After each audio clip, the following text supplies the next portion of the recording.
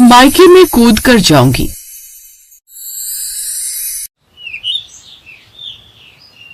सुबह के 6 बजे सुनीता अपनी बेटी रागिनी के साथ पड़ोसन की बेटी की विदाई के लिए खड़ी होती है। जहां सब रो रहे होते हैं वहीं रागिनी खड़ी उबासियां ले रही होती है। तभी उसकी माँ मुंह बनाकर कहती है, ये मुंह फाड़ना बंद कर, यहाँ सबके आंसू नहीं रुक रहे और तुझे उबासियां आई जा रही हैं। अरे यार, सुबह 8 बजे उठने वाली को 6 बजे जगा दोगी तो नींद ही आएगी ना। हाय हाय, देख रज्जो अपने ससुराल जा रही है, न जाने कब लौटेगी अब।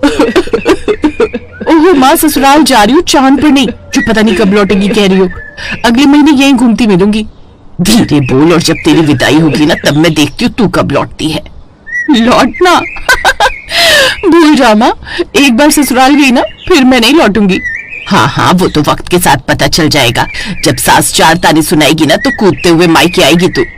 हाँ हाँ देखेंगे, अभी मैं सोने जा रही हूँ। जाओ आप रज्जो को ससुराल तक छोड़कर आओ। रागिनी उबासियां लेती हुई वहां से चली जाती है। समय बीतता है और रागिनी के लिए विनीत नाम के एक लड़के का रिश्ता आता है। देखिए बहन जी, हमें आपकी लड़की बहुत पसंद है, बस ये बता दीजिए कि ये घर की जिम्मेदारियां तो संभाल लेगी ना। अरे अरे बहन जी, समय के साथ तो सब आ ही जाता है, और फिर लड़की है, जिम्मेदार तो होना ही पड़ेगा। हाँ माँ, इसके लिए हमें भी तो रागिनी जी को थोड़ा समय देना होगा ताकि वो हमारे परिवार को समझ सके। रागिनी जी, हाय कितनी इज्जत दे रहे हैं मुझे। ऐसे तो कभी मेरे घर वालों ने भी मुझे नहीं बुलाया। बस अब तो इसे ही अपना पति बनाऊंगी मैं। दोनों पक्षों की रजामंदी के बाद चटमंगनी और पट ब्याह हो जाता है। उसके ससुराल में उसके मायके से ज्यादा लोग थे और घर की बड़ी बहू होने के नाते शादी के बाद ज्यादा दिनों तक वो आराम नहीं कर पाती और घर की जिम्मेदारियों को संभालने के लिए मजबूर हो जाती है। बहू, चाय ठंडी हो गई है, जरा इसे गर्म तो कर देना। हाँ पापा जी, अभी करती हूँ।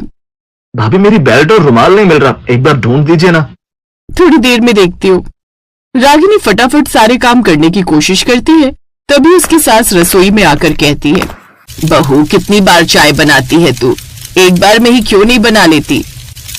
एक बार में कैसे बनाऊं माँ जी, किसी को अदरक वाली चाय चाहिए तो किसी को कम चीनी वाली, और आप तो काली चाय पीती हैं, ऐसे में अलग अलग ही बनानी पड़ेगी ना। हाँ तो फिर हाथ जल्दी चलाए कर, ऐसे तो तू कभी समय पर काम खत्म नहीं कर पाएगी। रागिनी, कहाँ हो तुम? हाँ बस आ गई। इस तरह रागिनी का सारा दिन काम करते हुए ही निकल जाया करता। एक रोज तो उसे अपनी माँ की याद आ जाती है। उसे फोन लगाती है, माँ कहाँ हो आप? स्वर्ग में हूँ। क्या? अरे घर पर ही हूँ, तेरे जाने के बाद तो अब घर स्वर्ग हो गया है। क्या मतलब, मैंने आपके घर को नरक बना रखा था?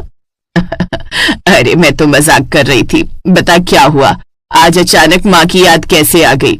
वो माँ मुझे, अगर इन्हें कहा कि मुझे मायके और इनकी बहुत याद आ रही है तो ये मेरा मजाक उड़ाकर मुझे चिढ़ाएंगी। अरे बोल ना, मुंह में दही जमा लिया है क्या? क्या ही बोलूं माँ, मैंने सोचा कॉल कर लेती हूँ, कहीं आपको ऐसा न लगे कि मैं आपको भूल गई हूँ। वैसे मुझे आपकी याद नहीं आती है क्योंकि सासू माँ मुझे इतना प्यार जो करती है। अरे वाह, बढ़िया है, और प्यार करेगी क्यों नहीं, वो रिश्ता तेरे लिए मैंने ही तो ढूंढा है। अच्छा चल मैं रखती हूँ फोन, मुझे पड़ोसन के घर पूजा में जाना है। अरे रुको माँ, सुनीता कॉल कट कर देती है और समय बीतता है। एक रोज रागिनी की ननद काव्या अपने दोस्तों को घर ले आती है। भाभी, आज मेरी सहेलियां घर आई हुई हैं, इन्हें आपके हाथ का बना मसाला डोसा बहुत पसंद है, आज वही बना दीजिए ना। अरे ननद जी, आप मुझे पहले बता देती ना तो मैं तैयार करके रखती, अब इतनी जल्दी कैसे बनाऊं? ओहो बहू, तुझे तो बस बहाने बनाने आते हैं।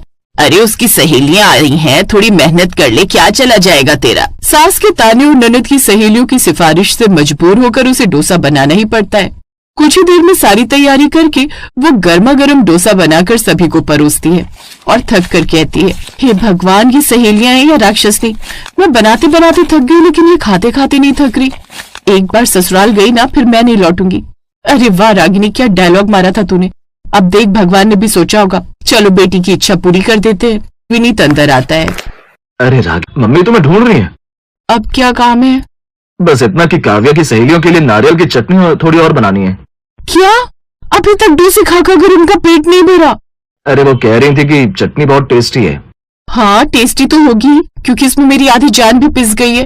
रागिनी फिर से रसोई में जाती है और चटनी बनाने लगती है। मायके में तो मम्मी मुझे चाकू तक नहीं पकड़ने देती थी और यहाँ देखो, मैं मिक्सी, कढ़ाई, बेलन सब संभाल रही हूँ।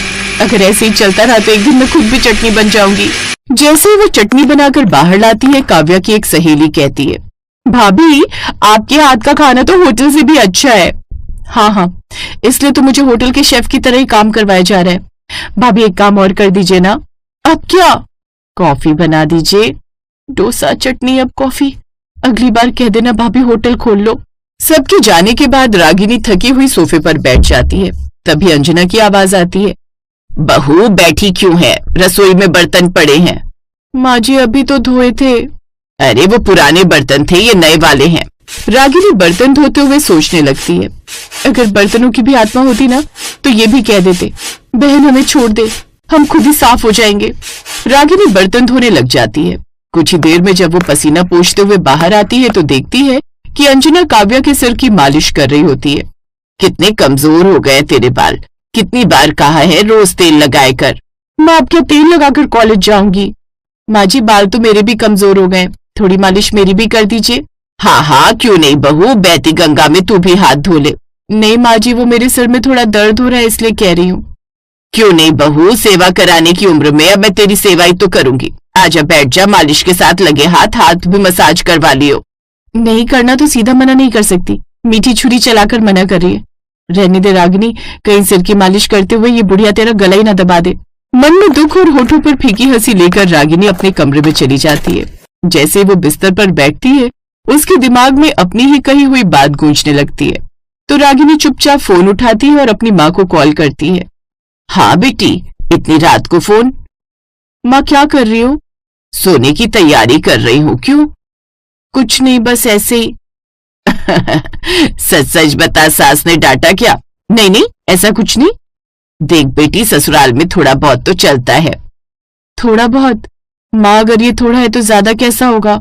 अच्छा चल अब सो जा, कल जल्दी उठना होगा। आपको कैसे पता? अरे बेटा, बहू को जल्दी ही उठना पड़ता है। अगले दिन सुबह 5 बजे ही अंजना की आवाज गूंजती है, बहू उठ जा, सूरज सिर पर आ गया। माँ जी अभी तो अंधेरा है। अरे बहू, घर के कामों के लिए सूरज का इंतजार थोड़े किया जाता है। रागिनी उठकर रसोई में जाती है और चाय बनाने लगती है। भाभी मेरे बिना दूध की, और मेरी काली चाय। ये चाय है या केमिस्ट्री का प्रैक्टिकल? रात को रागिनी छत पर खड़ी होती है और आसमान की तरफ देखती है। हे भगवान, अगर सच में मायके कूद कर जाने का कोई तरीका होता ना तो मैं अभी कूद जाती। अरे वहां क्यों खड़ी हो, नीचे उतरो।